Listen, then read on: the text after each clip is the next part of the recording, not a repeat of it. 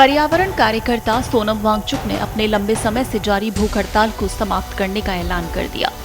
सोमवार को उनके आधिकारिक सोशल मीडिया हैंडल पर साझा किए गए एक पत्र में उन्होंने कहा कि वो 20 जुलाई को अपना अनशन समाप्त करेंगे, लेकिन इसके लिए 3 शर्तें रखी हैं।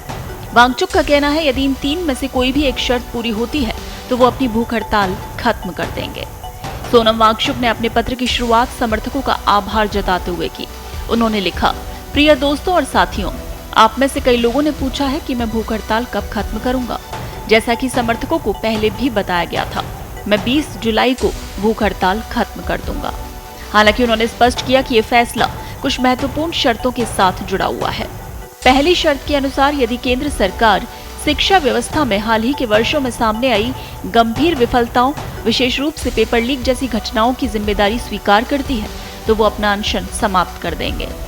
दूसरी शर्त में वांगचुक ने कहा, यदि उन्हें और सीजेपी के नेतृत्व को संसद तक पहुंचने दिया जाता है और वहां विभिन्न राजनीतिक दलों के सांसद और नेता उन्हें ये भरोसा दिलाते हैं कि वो शिक्षा व्यवस्था से जुड़े इन मुद्दों को संसद में मजबूती से उठाएंगे, तो भी वो भूख हड़ताल समाप्त कर देंगे।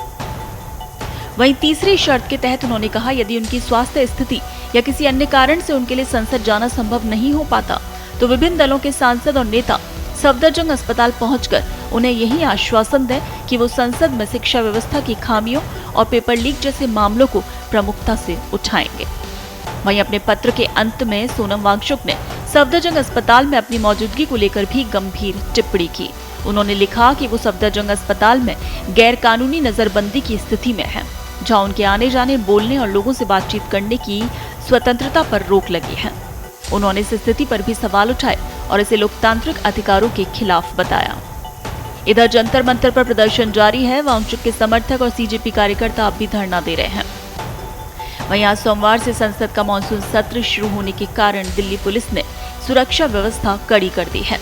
जंतर मंतर के आसपास 3 स्तर की बैरिकेडिंग की गई थी, लेकिन प्रदर्शनकारियों ने बैरिकेड हटाने की कोशिश की, जिसके बाद इलाके में सुरक्षा और बढ़ा दी गई है। संसद मार्ग और आसपास के क्षेत्रों में पुलिस और अर्धसैनिक बलों की अतिरिक्त तैनाती की गई है, यानी चप्पे चप्पे पर पुलिस बल तैनात है। अब सभी की नजर इस बात पर टिकी है कि क्या सरकार वांगचुक की किसी शर्त पर सकारात्मक प्रतिक्रिया देती है या फिर विपक्षी दल संसद के भीतर इस मुद्दे को प्रमुखता से उठाते हैं। यदि ऐसा होता है तो कई दिनों से जारी ये भूख हड़ताल समाप्त हो सकती है।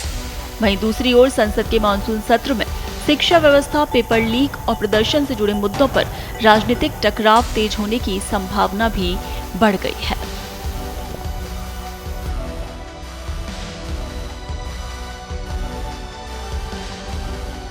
देश दुनिया की ताजा खबरें और वीडियोस के लिए अभी डाउनलोड करें पत्रिका ऐप।